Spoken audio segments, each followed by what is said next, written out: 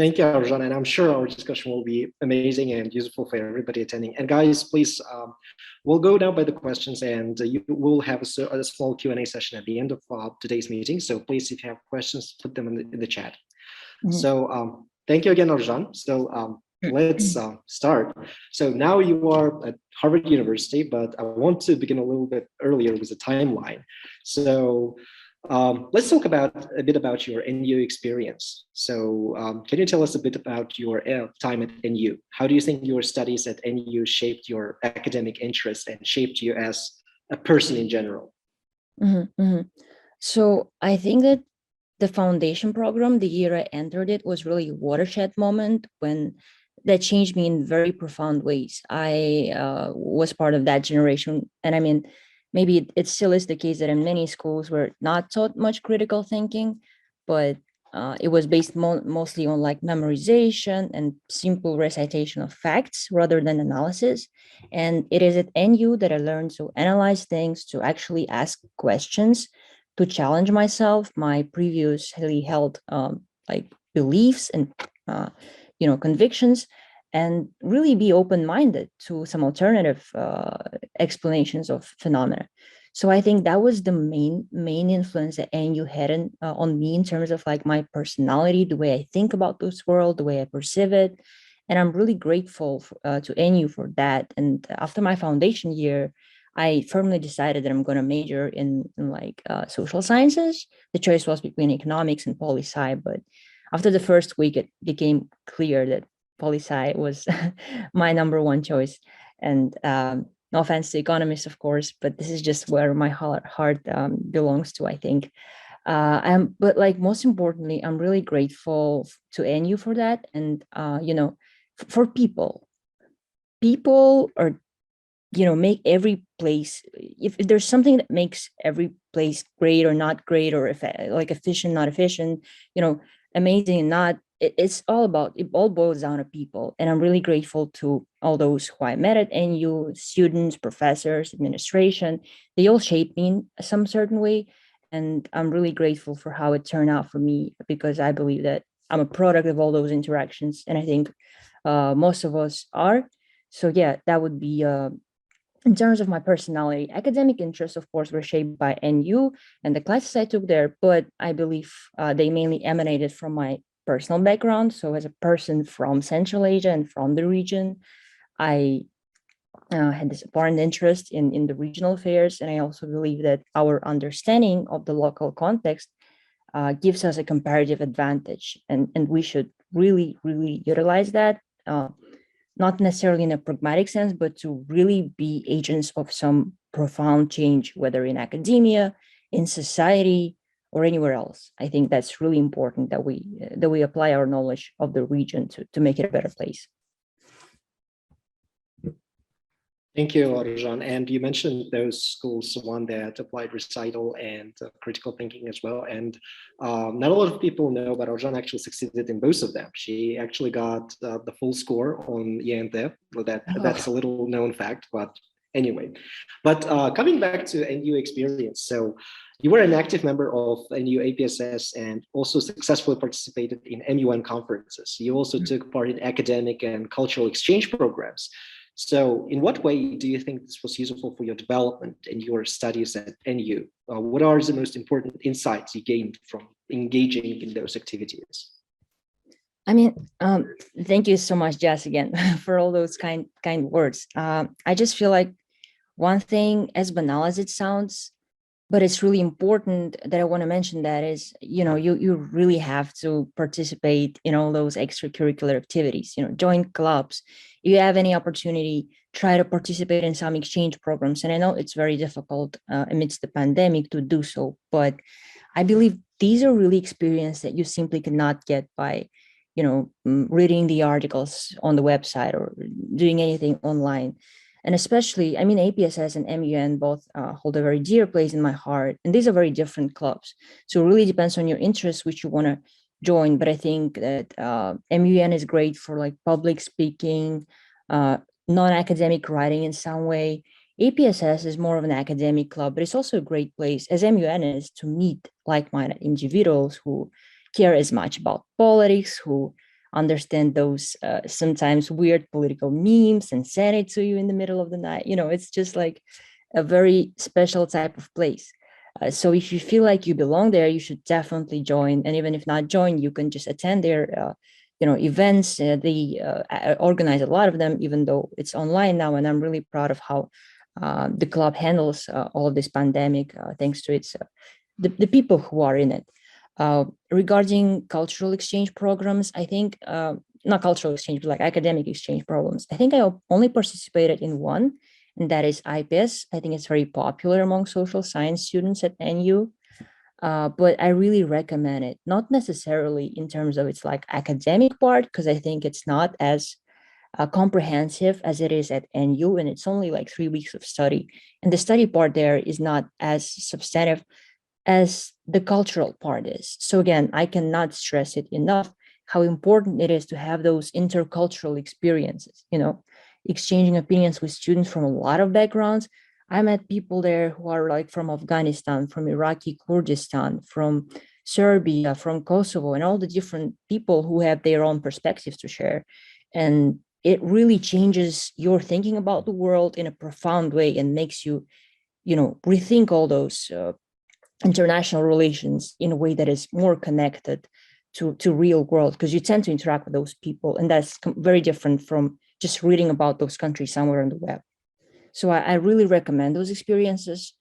Understand with the pandemic, it's going to be more difficult, but if you have the opportunity, I would definitely recommend grasping that opportunity. Thank you. And this is a question, one of the questions that a lot of our followers and a lot of our fellow students wanted to ask from you. So you did so many things at NU. You handled everything. And how did you do that? How did you manage doing all those activities at the same time? Oh, I don't think I was exceptional in that regards. I feel like many of us handle so many things at the same time. And we do all those like I believe on a personal level, like heroic things for each of us. It's very uneasy. I understand how difficult it is to try to balance all those things, but it's a very essential skills that I think most NU students handle very successfully. So I don't have any like recipe or formula. I just believe that being surrounded by people like you really is a motivating factor. And it really pushes you to kind of like push your boundaries further and try to manage your time more efficiently to try to keep up with things. For instance, sometimes you always face this trade-off between going to the library or going to the amazing MUN event somewhere over there, and sometimes we make those choices, and these are difficult, like the choice between APSS and MUN that Diaz faced at the beginning of this conversation. But I believe that at the end of the day, we're all just like products of all this experience we had as undergraduate students, graduate students, doesn't matter. It really is important to try to diversify the experiences you have at NU rather than focusing solely on academia or on social life. Just try to balance. I don't know if I'm adding something like extraordinary to this conversation, but I believe that most of you are already handling it pretty successfully. Well, as a senior student at NU PSIR, I'm not sure if I'm handling it successfully, but I want to believe that I am. But thank you for your answer. And regarding your again experience at NU, so you talked about like things to do, and if you were to come back at the beginning of your academic career at NU, would you do something differently than you did? I don't regret anything about my undergraduate experience. Probably I would have spent more time socializing, but this is just like personal thing. In terms of practical things, I would really want to go back and take more courses on statistics and data analysis and quantitative methods, whatever is available there. I just cannot emphasize enough how important it is to have those skills, even if you think to study social sciences, which have little to do with those methods. This is just not the case in today's academia and in the industry.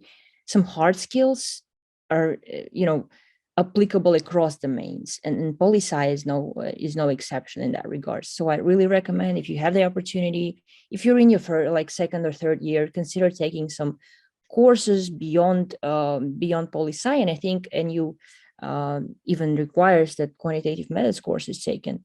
But aside from that course, it's really important that you take some statistics just to understand how these models work, And again, I took a quantitative methods course in my second year, but because I didn't practice a lot, this is just a skill that tends to be forgotten really quickly.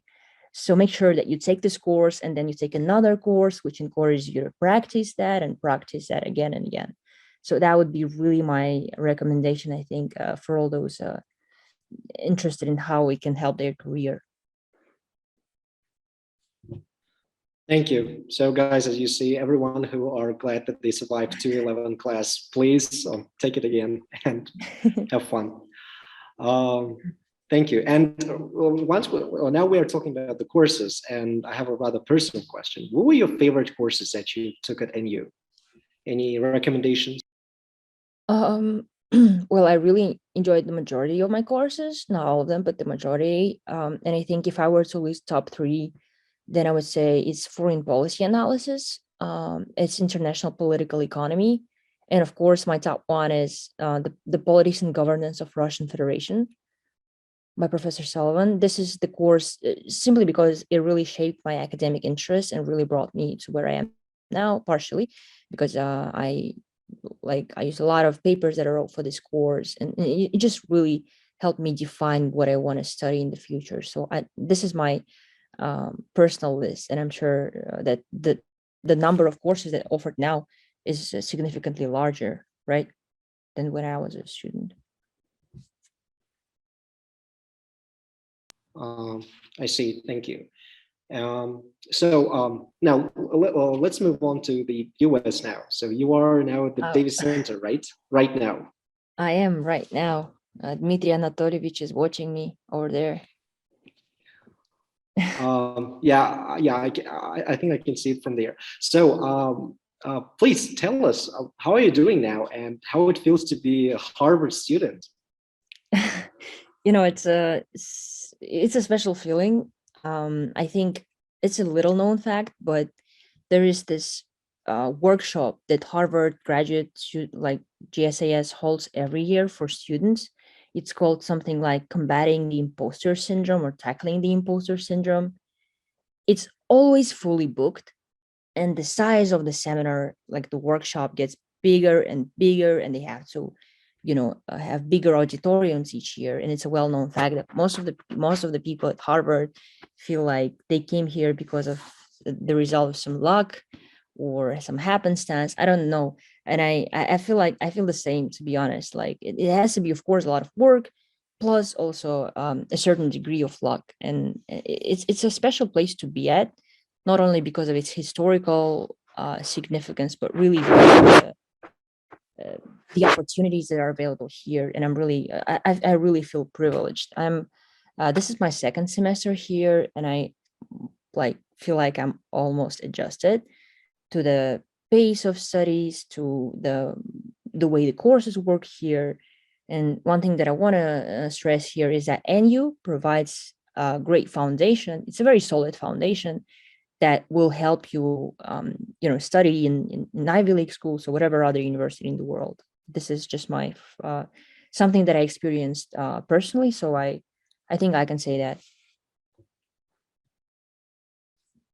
Thank you. And I actually wanted to ask this question, Wezer, what do you think about NU education while in Harvard? It is really reassuring to know that NU provides a solid foundation for studies at one of the best or the best university in the world. And but before we move on further into that direction, so I know that you've been accepted into other universities as well, and actually a lot of them, but you chose Harvard and you chose Davis Center for that. So can you tell us why? Yeah, thank you, Jess. I wouldn't say a lot, but to some very reputable universities, and in Eurasian studies especially, there's a great program at Columbia University's Harriman Institute, which I highly recommend. There's a program at Georgetown, series. I believe there's a great one in Stanford as well, in Yale, but I didn't apply to Stanford and Yale, but I applied to Columbia, to Harvard, and Georgetown in the US. I also applied to the University of Notre Dame and some European universities. And I got into most of the Eurasian studies programs, which is, I feel like a privilege. I got rejected as well from some programs, which I think is important to mention. And this was because I really wanted, and these are not Eurasian studies programs, right? The ones I got rejected from. And I think it's really important to define clearly where you want to go. Because when you'll be applying to programs that you think you just have to do that, but you don't really want to.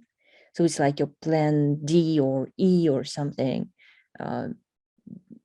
It just feels different even when writing the application letter, the statement of purpose, and it will be visible to the admissions committee as well. So I really suggest focusing on those programs and those universities that you want to be part of, and where you see yourself, like in an ideal, even though this might be, as you think initially, a very unrealistic scenario. Please don't deter this toxic thoughts. Don't let these toxic thoughts deter you from applying to those schools, to the dream schools you were aiming at. Even if the results turns out not to be favorable for you, you will still have learned a lot by simply filling the application form to this top university. It's a process that requires a lot of mental and psychological effort. So I think it's an admirable step of its own. As to why I chose Harvard, again, it really boils down to people. Of course, the prestige of university factors a lot. I think so the day I got the admissions letter, I asked some of my professors at NU whether I should accept it, which probably was not the best question, but the answer was unanimous. Nobody rejects Harvard. So again, it really depends on your priorities. For instance, some people go to DC because they want to work in the policy field and in international organizations. Probably some of them want to work with the US government. It's no secret that DC is the hub for such jobs, and especially if they're Eurasia related, right? So some prefer going to DC, others prefer New York because they want to work at the UN or because they simply like New York more. But I also felt like at Harvard, the program curriculum is more academic. And because I was initially considering between master's and PhD, although I didn't apply to a single PhD program, I just felt like I'm leaning towards the more academically rigorous curriculum. So that also factored into my choice. And again, as I said, people here are amazing. I'm sure they are as well in Georgetown and in Columbia and all the other schools. But I just felt like, again, so one thing here that I want to add is that when you're applying to grad schools, it's really important that you contact current students there. Trust me, this is going to be such a useful step in your application. Don't hesitate to reach out to people who study there at the moment and know the program from within. And I wrote several emails to many students, and Harvard students gave me such extensive page-long replies, just like they were so willing to help out. And I thought this was indicative of the way the student body works here. The way students, how they in general love their program. So I really felt that, and I really wanted to be part of the Davis Center. Of course, its well-established reputation and history is a globally acknowledged fact. But I really feel like it's for me that was a top choice, and I'm glad I was able to. I'm glad I was lucky enough to get the admissions letter. So yeah, these were factors that really shaped my decision to choose Harvard. Thank you, Aruzhan, for such an extensive answer, and thank you for your reassuring words about believing in yourself. I'm sure that a lot of people here at NU really need those words, and Let's talk about this admission process and I'm sure a lot of people sitting here have one question. So do you have any tips about the admission process? How do you receive the letter of acceptance and apply to those universities and stay sane during the process, stay alive and sane at the same time? Because it's a very challenging process. It is such a great question that I also asked myself before applying. So the first step was, of course, to really create a list. This is, I would say, some practical things, which some of you might find useful and some maybe not, but really create a list, separate the Excel spreadsheet on Google Sheets or like Excel, and just write out all the programs out there that you find really interesting. And then just try to narrow down this list. And that is probably ideally would take place sometime in the, sorry, at the end of your third year. And in summer, you should already plan what steps you kind of need to implement to be on time with all those processes. So I'm so glad that many universities are abolishing this GRE requirement.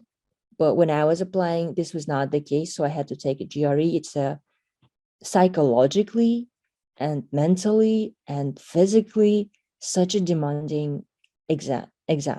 I'm not saying it's useless. It's just, it's very useful in terms of like, I read a lot of graduate level readings and GRE vocabulary helps, but the amount of stress it inflicts upon you is immense. And those people who are here who have taken GRE probably can attest to my words. It's a very stressful thing, but I'm glad that many universities are, pulling away from that standardized test requirement, which basically does not really matter much, substantively speaking, right? It doesn't really indicate your ability to prosper in that program. So that's great news, but then of course it gives you more time to focus on some other parts of your application.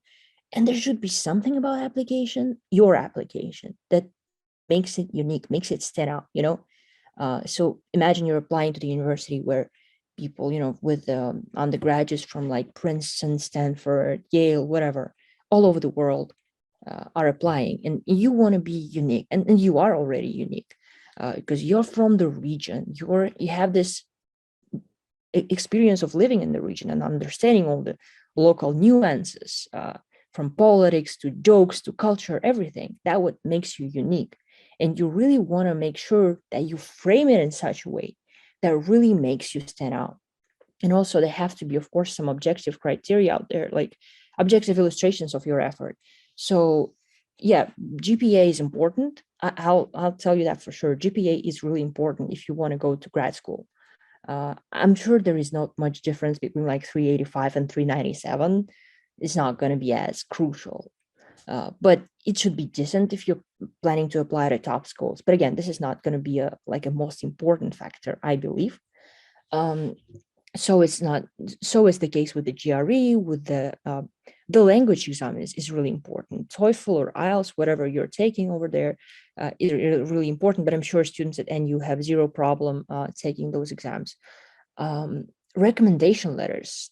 This is so important. I just cannot overemphasize that because, people will very much, people in the admissions committee are probably like, professors and in faculty, and they really want to know what their colleagues think about you.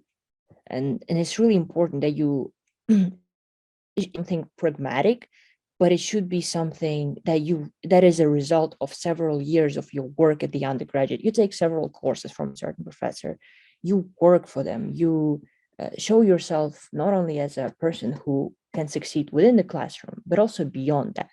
Like attending MUN conferences is a big part of it. So is being part of the APSS.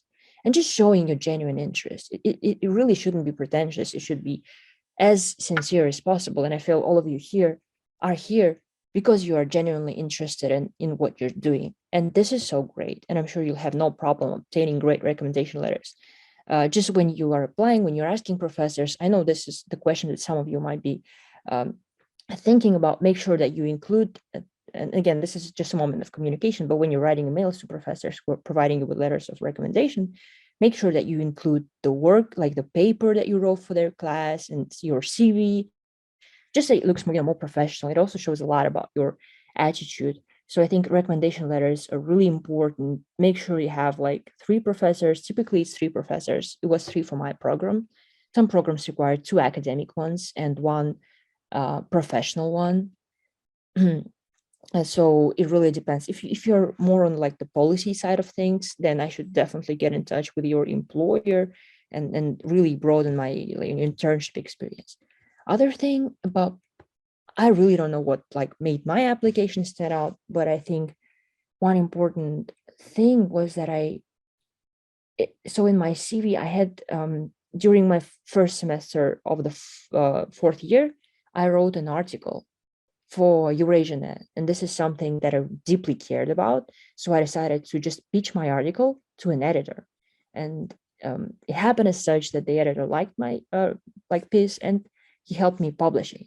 So if you're interested in some like puzzle in the region, something happening, if you really deeply care and you want to write about it, whether it's like the war of monuments,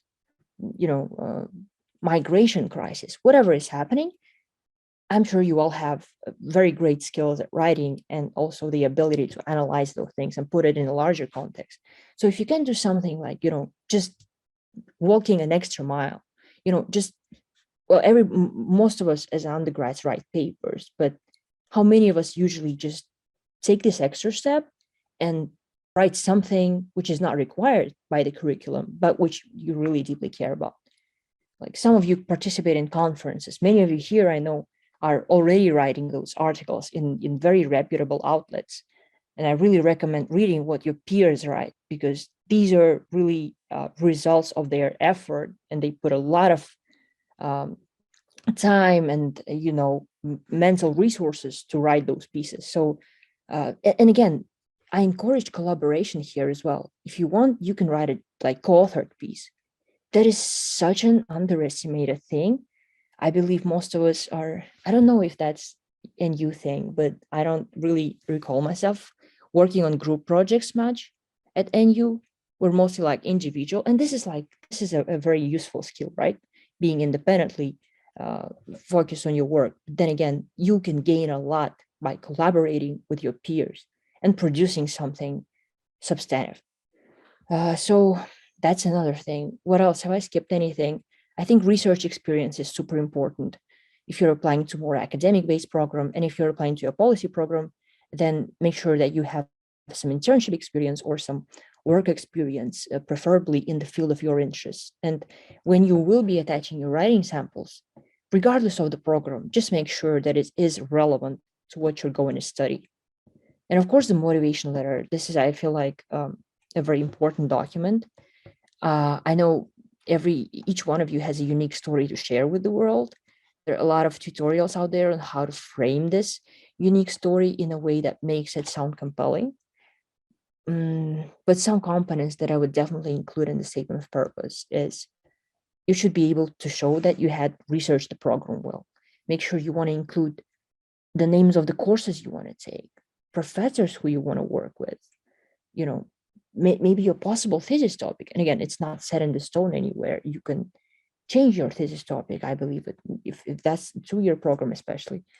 But just show that you've done your homework. That's really important. And also use your resources that you have. And I feel like I did a really bad job at doing that. But go to the writing center. I went several times, but I feel like I could have gone more. And I mean, some of you might already be doing that. And so you're writing a cover letter, a resume, a statement of purpose. People at the writing center are extremely helpful. Really, it's only 1-hour appointment, but it really boosts the quality of your statement of purpose to such an extent that you will not be able to recognize it sometimes. But maybe, and it's just like, really helps that someone reads your paper. Maybe it's the professor, maybe it's the writing center. Maybe some of you are hesitant to share that with your peers, but again, writing center is a great place to go if you really want to see someone, if you really want to have your work seen by someone else. Wow, Aruzhan, thank you very much for such an extensive answer. I'm sure it will be immensely helpful to a lot of people sitting here. And guys, I just want to point out, using this opportunity, that Aruzhan is being a little bit humble about her achievements, saying that she doesn't know what actually caught the attention of the admissions committee. She aced practically every part of her application, from GRE to GPA and research practice. But yeah, anyway, I must point this out. But anyway, Thank you, Jess. sure, of course. And Aruzhan, I want to ask about your Harvard experience. Like now you are at Harvard, and can you tell us about your experience there? What courses are you taking now? What are your first impressions? So did the expectations about like Harvard and reality match with each other? I feel like reality exceeded all the expectations I had. I mean, I had a lot of expectations, and reality was even like far more better than that. And you know, it's just such a privilege to be here. I cannot even emphasize that enough. So in my first semester, I took courses. These are mostly like region-related courses. So we have this thesis writing course, thesis reading course, where we learn basically how to read the literature and how to do research and how to approach methodologically your thesis. And it really something I learned so much. I'm sorry, I learned so much during this course in particular. Like the day one, I came and we were assigned, so the syllabus typically includes the series of readings, and some of the courses had like 10, 50-page readings, I don't know, per week, which is a lot. It's just a lot. You have to analyze these pieces, not simply like read them, right? And I think I wrote it in my Telegram, but there's such thing as, Harvard in a book. It's basically like a type of a speed reading practice, but it's like really essential. I was surprised by the fact that like people at Harvard really had, I'm sure it's not unique to Harvard, but like in general, study efficiently and study smart. So again, you probably would not need to read all those minutiae details about each article, especially in poli-sci articles. I believe Professor Willerson was telling about this technique of reading an abstract, introduction, conclusion, and then skimming through the methodology part. And correct me if I'm wrong, but this is a very useful thing to have, especially because you have limited time and it's just physically unfeasible to read all those pieces. But and again, it's not only important that you read them, but you actually contextualize them. So how do these readings speak to one another is a far important question that you can ask them, just like, what does this article want to say? So again, all these things, I feel like we were taught at NU as well, but it just, helps to hear them once more and apply them in practice to such an extent. I also took one like graduate level course, which means like it's with PhD students. It was a seminar course, such a great, like, I would really want to take it once more if I had the opportunity. Now I'm taking a course on data because I was not good at data as an undergrad, but I believe most of you will do a much better job than me. I'm taking courses on like mostly in the government department. Gov department is basically the poli-sci department of Harvard. What else? And I'm taking a course on negotiations, which is a great course because it teaches you some skills that you can implement, like not only negotiating like conflicts and some political things, but really such small things as like negotiation between your family members. And these are the skills that you can definitely apply within and beyond academia and diplomacy. Of course, the great thing about my program, and I believe many programs here, is that you can take a lot of courses, not only from the department that I'm in or the school that I'm in, but also like from Kennedy School, from business school, law school, MIT. Some of my friends go to MIT for some courses. Some of them go to Tufts. Both of these are great universities in Cambridge. So there's a lot of, and of course, MIT students can take Harvard courses. This is a standard practice, I believe, in many US universities. So again, the flexibility that the program has, and especially, I feel like there is this idea, I had this initial idea that the curriculum is mostly academic, but now I'm completely sure that it has a lot of classes that are useful beyond academia as well. So policy courses, even though Harvard is not in DC, it really, like many professors here are people who worked in DC, who know how the industry works from within. So it really is a great place to study all those processes that you were, interested in initially and were skeptical about, maybe if you're choosing between DC and Boston. But then again, I feel like the curriculum is so large. It really, the variety of courses that you have each semester, it probably, the count goes to thousands of courses. I might be wrong, but like you can basically take courses from any school. And again, some classes are like masters plus PhD students, some are like masters plus undergraduate students, and it's also a great experience to have, because you learn from each other, right? And again, I'm really enjoying my curriculum here. I see, and I have a follow-up question after this. So, have you decided on your thesis topic already? So by the end of the second year, you have to write your thesis and defend it. So have you decided on that? This is a confidential question, Jess.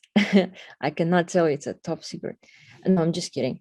I have like almost decided. I know the direction which I'm heading on, but I will have to get many approvals, like the ethical committee approval and a lot of other things, to to publicly speak about it, I feel like. But in general, it's going to be about the phenomena that I really care deeply about, not only as an academic, but also as a citizen. And it is related to Central Asia, obviously. So these are the details that I can reveal at this stage. Okay. Yeah, I'm sorry. Yeah, you probably wanted more details, but I wish I could, like elaborate more.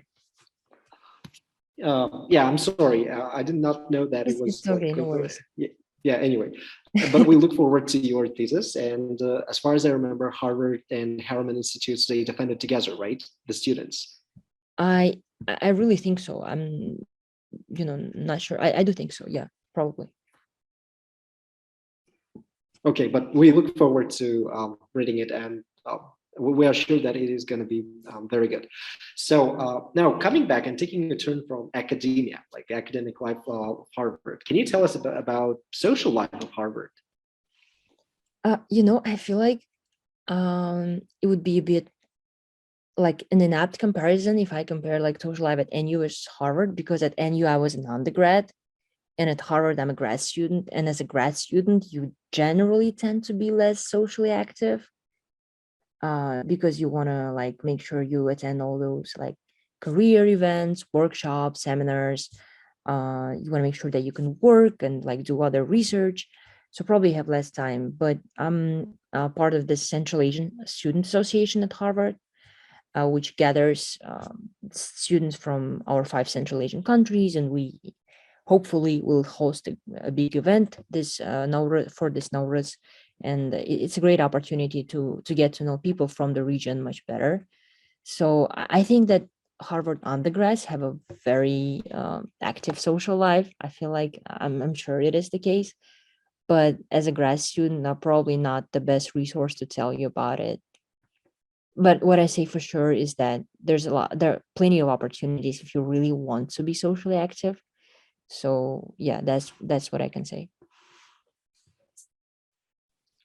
Thank you.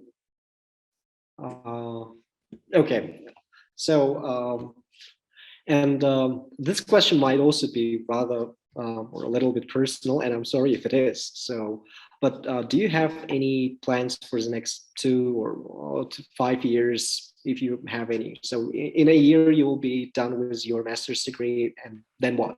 Have you thought about it? It's a great question that I ask myself like every week and then get different answers every week. I don't know if it has to do with like my personality, but perhaps it also has to do with the fact that external factors are changing really quickly. And if there's one thing that a pandemic has taught me, and all those events recently has taught me, is that you can plan as much as you want, but then if life gives you some, surprises or shocks or crisis, no matter, you have to be really flexible. So I wish I knew what I would do, but I have a preliminary idea, such as I would like to probably take a break from academia before I go to my PhD. I don't know if that's going to happen, but like I would really want to have some hands-on experience in the field, so to speak. But again, what I care about really deeply is that my work, whatever I do, will have some like value not only for me in terms of like giving me some job satisfaction, salary, whatever, but really it being an important, having an important value for society. I think creating value is what I really want to be engaged in, whether through journalism, through working in the development sector, like in international organizations, doesn't matter. I just really want it to be socially valuable. As romantic probably as it sounds, it really is important. Trust me, it is so important. And this is what I personally believe in. I hope does this answer your question, or did I go in an entirely different direction? No. Thank you very much. And I am sorry, actually, for asking such a question. That's a great question. That probably a lot of us ask. Anyway, so thank you very much for your answer. And I wanted to ask if you have any advice to NU students. And when I say like NU students, so like for seniors who have spent like a lot of their time online, and now they are left with anxiety and uncertain future, and to first year and foundation students who actually haven't seen NU and now they're just back at the university. So what kind of advice would you give them from your experience? I feel like I just don't know. I feel like it's unfair. It's like I cannot even imagine how it is to not being able to physically attend the university that you're supposedly a part of, right? Like not supposedly, but really a part of. And I'm deeply sympathetic towards those students who are handling it all despite and in spite of all these things happening. It's very unfortunate that this pandemic and all those things happened, that it really negatively impact your academic and non-academic experience as well. As an advice, I feel like I'm really not in the position to give that, but I feel like if you have the opportunities, if you have the mental resources to do so, like definitely try to focus as much on getting the most out of your university experience. Make sure that you engage in, even if it's online, try to build connections to people, because people, as I said, are the most important asset everywhere, in every government, in every organization. It's just a matter of fact.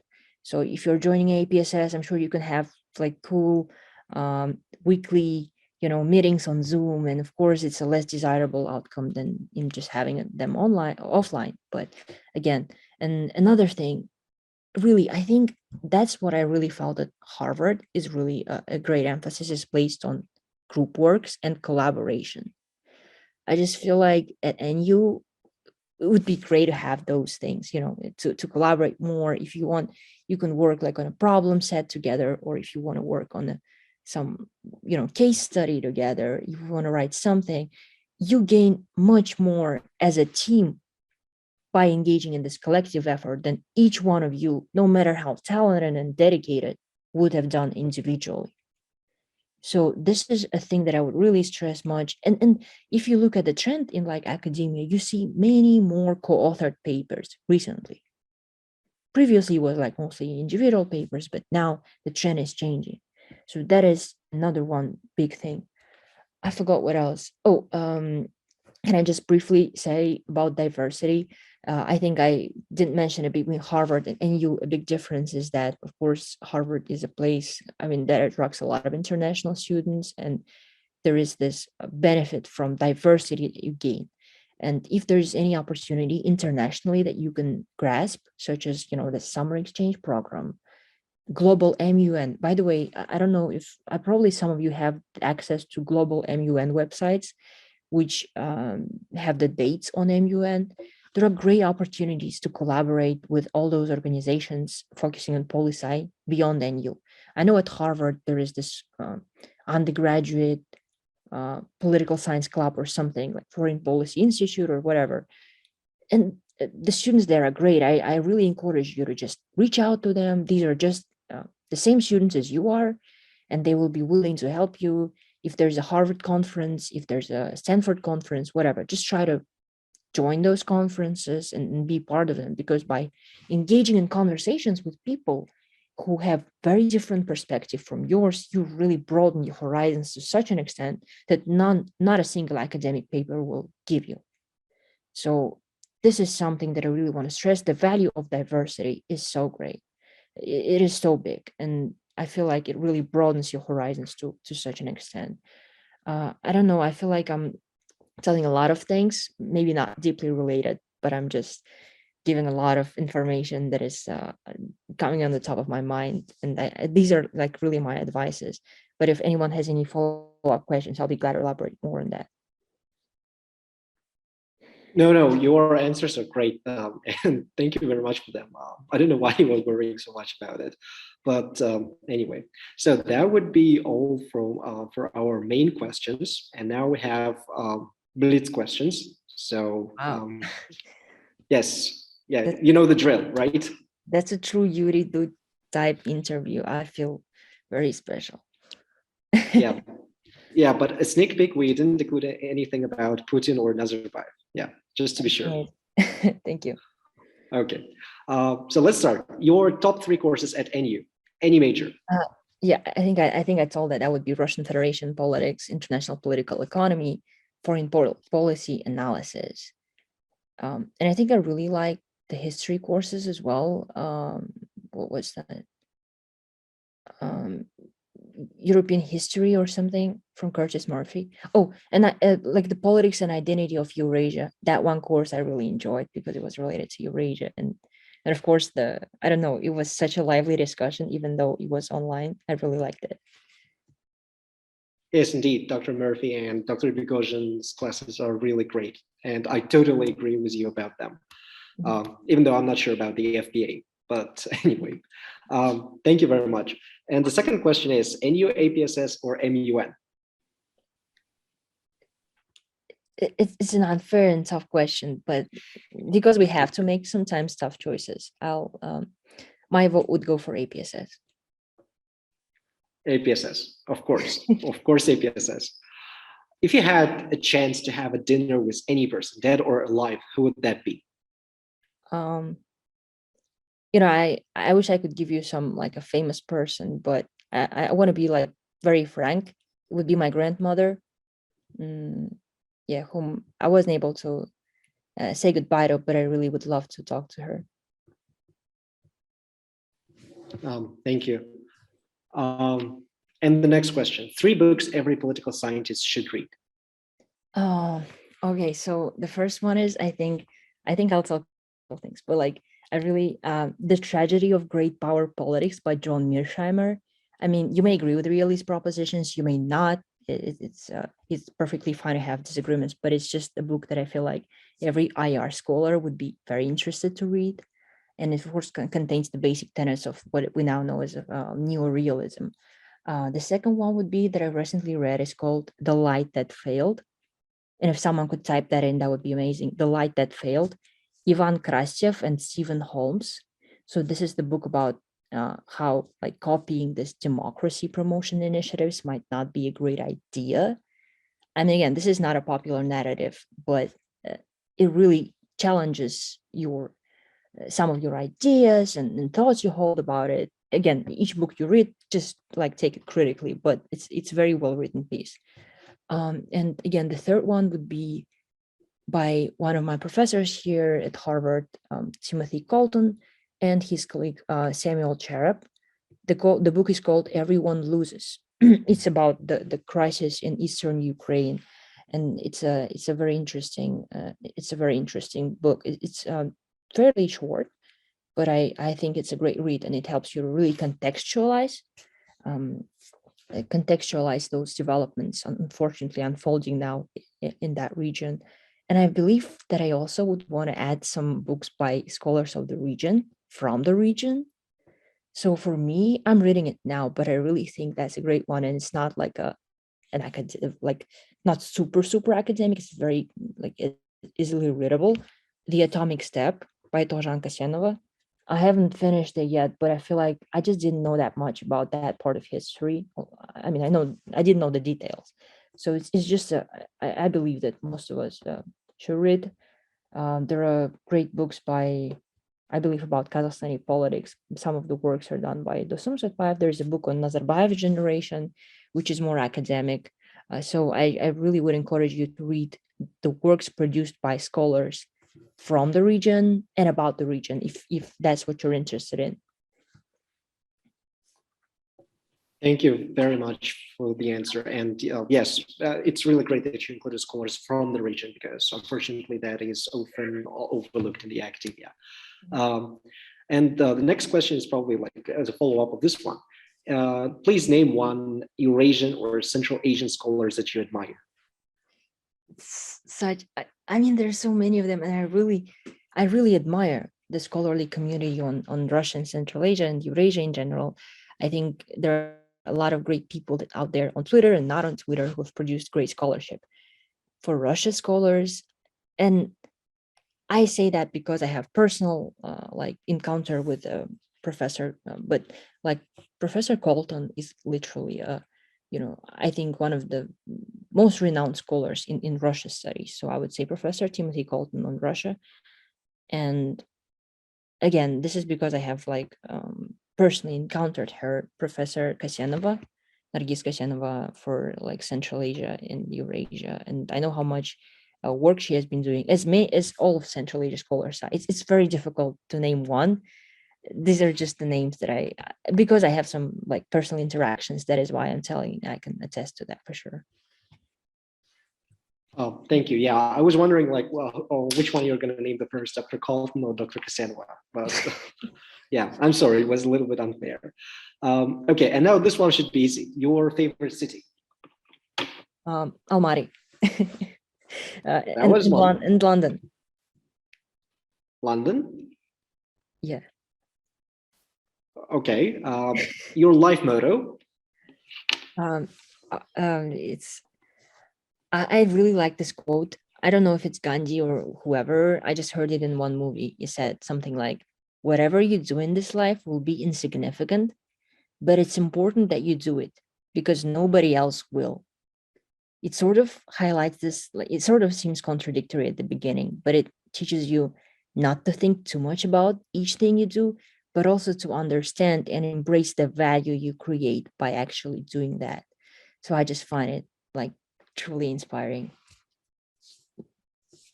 Thank you for such an amazing quote. And the last question would be a little bit difficult, and I'm sorry in advance about it. So you have to choose NU or Harvard. I've had a lot of difficult questions today, but this is the most difficult. Yes, it is so unfair. Can I say NU for undergrad and Harvard for graduate? I guess you can. Is that a diplomatic way out? I think it is. Yes, this is very Kazakh diplomatic answer, I would say. And thank you very much. Mm-hmm. Thank you very much, Aruzhan. Yeah. Sure. I'm sorry, this is just so off topic, but I just want to make sure that I tell it before. Oh, thank you, Darina. Before we move on, one thing that I think really is important, if you are at NU, and like you were asking about my advice to NU students, right? So we do a lot of academic writing, but if you have the opportunity, try to take some course in like non-academic writing, like policy memo writing. I don't recall myself writing policy memos, but this is such a big deal in like Kennedy School or like any policy field, which I suppose many of you would want to go to. And also creative writing. And I think Darina can tell you a lot more about that. But it's just amazing to, it's just very important to let your brain muscles work in that way that, it really focuses on different types of exercises. Just a small advice, but yeah, other than that, I'm really looking forward to your questions. And again, I'm so thankful that it was like 31 people, I think, in the beginning, and almost all of them are still here on Sunday night. I truly appreciate it. Thank you all. Thank you, Aruzhan, for coming and taking the time out of your very busy schedule. Thank you very much. that would be all for the questions from us. And I think now it's the time for a Q&A session. So please, guys, if you have questions, the floor is yours. So can I start? Oh, sure, please do. Hi, my name is Artyom and Aruzhan and the organizers. Thank you so much. So I have one quick question. I just want to get it out of the way because I don't really know what kind of answer, right? If anybody can provide me with a certain answer to this. So our university is unaccredited, so no international accreditation, as I understand. But people can safely apply to top schools like Harvard and Princeton, Yale, etc., all the best schools in the world. Have you ever received any question from any university like, where is that school? Where did you do your BA? Because a lot of people say our university is not accredited, there's no accreditation, but why does that even matter if people like you can get into Harvard with the diploma of Nazarbayev University? Thank you. Thank you, Artyom. It's a very good question. I wish I could provide you a very detailed answer, but from my experience, I can say that if you're applying to the US universities, this is definitely not going to be an issue, whether this is an accredited or unaccredited university. As people, I think, very much know about this university. Nazarbayev University is well known, and especially because my program is on the region, I'm sure admissions committee knew it very well. So it's not going to be like it really, and I know many people, many colleagues of mine who study at other universities in other fields, this hasn't been problematic for them either. So I wouldn't worry about that much. But I heard that some programs in like Germany, or maybe I might be mistaken here, somewhere in Europe, there are these requirements of university receiving an accreditation. And I think that is like very individual. So if you have the opportunity, I would ask the international office, external relations, or somebody about that who is more competent to answer. I'm sorry, I wish I could provide it better. But if you're applying to the US, don't worry about it at all. Okay, thank you, I understand that. Great. Thank you for the question. And, yeah, and just as Nazirke pointed out in the chat, Aruzhan and a lot of other talented alumni paved the way for NU graduates. So we have graduates in top universities around the world. So I don't think it's much of a problem. But anyway, next question, please, guys.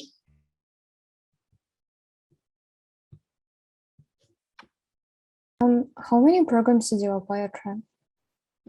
I think it was either 7 or 6, something like this, not more than that. This is a great question. Some people say that there is a certain numbers, like 15 programs, 5 top schools, 5 safety, and 5 rich schools. This is like, I don't believe that it really applies to like graduate school process, application process. And I also understand that it's very costly. Every application is not free. Of course, you can request waivers, but that's a different thing. And again, there is no gold standard. If you want to apply to, if you want to study at only one university in the world, then just apply to like one. Maybe apply to some as your backup options, but there is nothing wrong in doing your way. Just make sure that you really want to study in those places that you're applying to. I see a raised hand by Darina. Please, Darina. Oh, Yes, this will be a quick question. Thank you so much for such a session. Thank you so much, Diaz, for asking all these important questions. And thank you, Aruzhan, for answering them. And my question is, so we usually have this problem at NU that we sort of feel like we're forced to go to MA immediately after our undergrad studies. And so now you mentioned that after your after your MA, you're thinking of taking a year of working. And how are you? So do you still feel a tension between choosing to doing a PhD right afterwards or going and work? So I'm still, I have this problem of, I don't know. I mean, what would be your advice?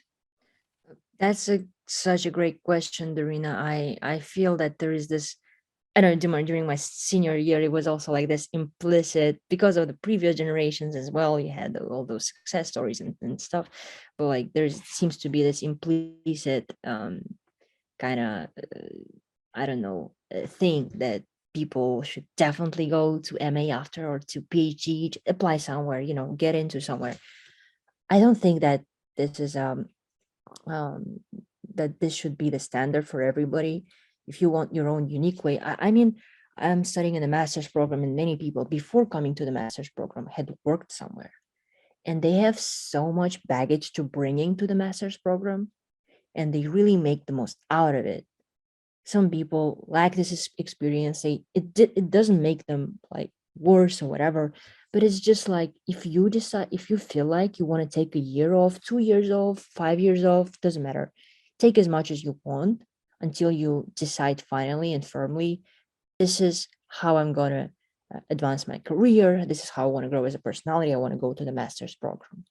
But again, and for me, it wasn't like just a year, I think, that I want to take off, but like maybe even several, because I mean, I don't know at this stage, nothing is certain, but I feel like getting some professional experience is a valuable advice, and I would strongly recommend you to do so. If you are unsure, take as many paths, like think as many passes as you want, and then choose, but try not to make any choices under the pressure. This never works. You never have to. You never have to go to masters. You never have to go to work. It's always a matter of your choice, and you know, other factors as well. But like it's your choice first and foremost.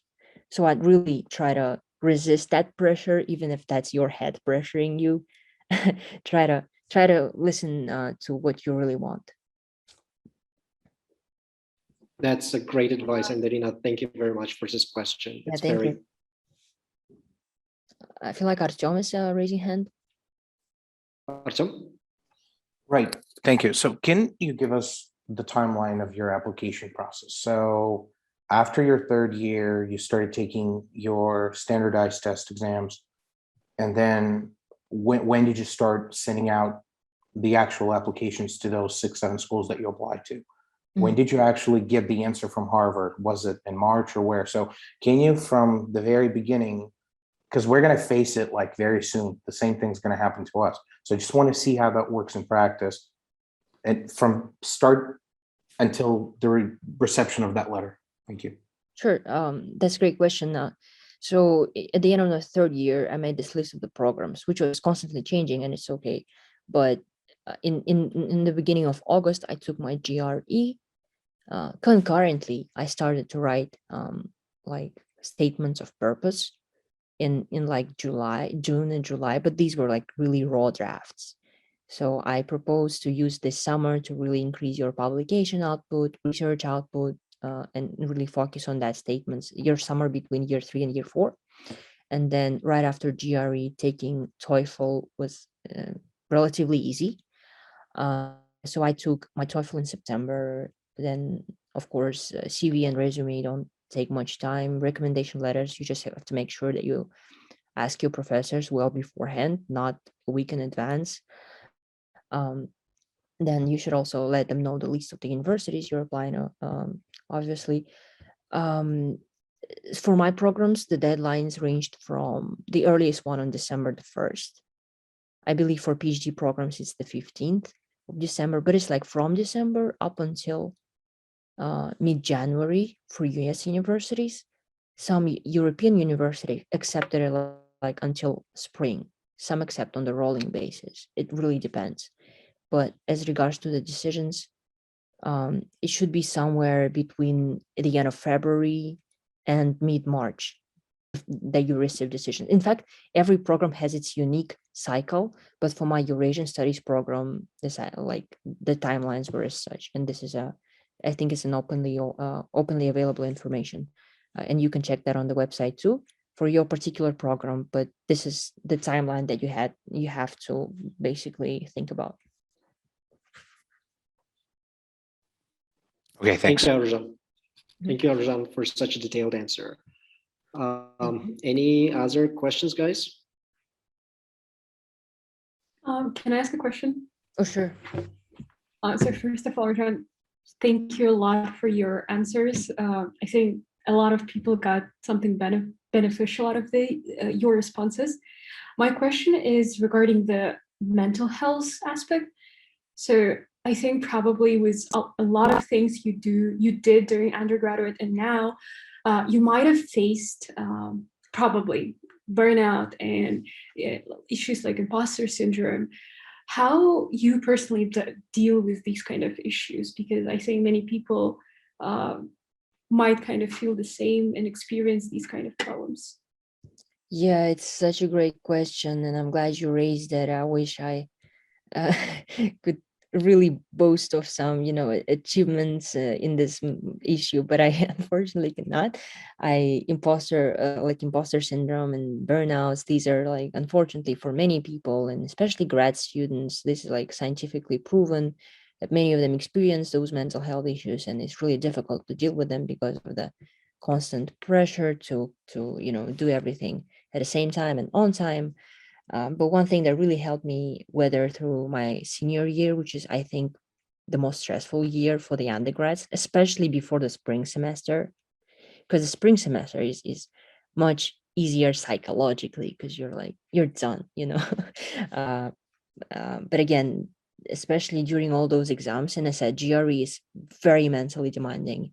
What really helped me is that I had the support of my family, and friends, most important. So we had formed those groups. I mean, I understand there is this sometimes, element of competition. There is this element of like not really willing to share, and it's totally fine if you don't want to. But if there is some, like, even a very small group of people who also face similar concerns and who share the same goals, then I see a lot of reasons for your collaboration, bringing all of you so much more beneficial outcomes and even peace. And just having this peer support group is so great. Of course, professional mental health service, if that is available, I would use that as well. But forming that peer group really helped me a lot. Some of my colleagues, some of my friends, we had formed this group and had calls like every week, and like we're sharing our concerns, but also we're like agreeing on deadlines. So by this date, I will write my statement of purpose for this university, and then we were setting deadlines. And of course, because of this, I think peer support group, this really improves compliance. So I think that is one advice that I would suggest you rely on. Although my advice is totally not comprehensive, but if you can do that, that would be great. Thank you a lot. Can I ask one more quick question? Sure. Do you remember to what universities in Europe you applied? You mean the universities that I applied to? Yeah, you said that you've applied to some universities in Europe, not only the US. Yeah, so I said the US universities already. It was Harvard, Notre Dame, Georgetown, and Columbia. And in Europe, it was Glasgow, Central European University, and I'm forgetting where else I applied, to be very honest, but it's supposedly somewhere in Europe. Maybe that's even it. Did I say 6 universities? Probably that's it then. Okay, thank you. I applied to Canadian one as well. British Columbia, I think. Thank you. Yeah, please. Thank you very much. Thank you very much for the questions. And Aruzhan, thank you very much for your answers. They were very extensive, very detailed. And we know that your schedule is very, very packed, and it's early morning in the US, and still you are here with us. Thank you very much for coming. And thank you everyone for attending, for being here on Sunday evening. Thank you all. Thank you. Just as a final word, I want to really thank you all for dedicating time on your precious time on Sunday evening. For me, it's morning, it's all right. But for you, I feel like you're really facing a huge trade-off there. But thank you as well. Thank you so much. I think the recording is available, right? And and again, if I'm sure that I left many questions unanswered. So if you ever feel like you have something to ask, I am pretty much like active on social media. I can be reached out at any time. I promise that I will answer, maybe not immediately, but I'll do my best to help you all. And it's, again, my privilege to be among you, to be among so many talented students. I'm saying it sincerely, and I'm really missing those NU vibes. I wish you all the best of luck. I'm sure I'll see some of you on campus of Harvard. I hope so. And yeah, best of luck with your semester. Take care of yourselves and your mental health. Thank you. Bye. Thank you so much. Thank you very much. Bye. Bye.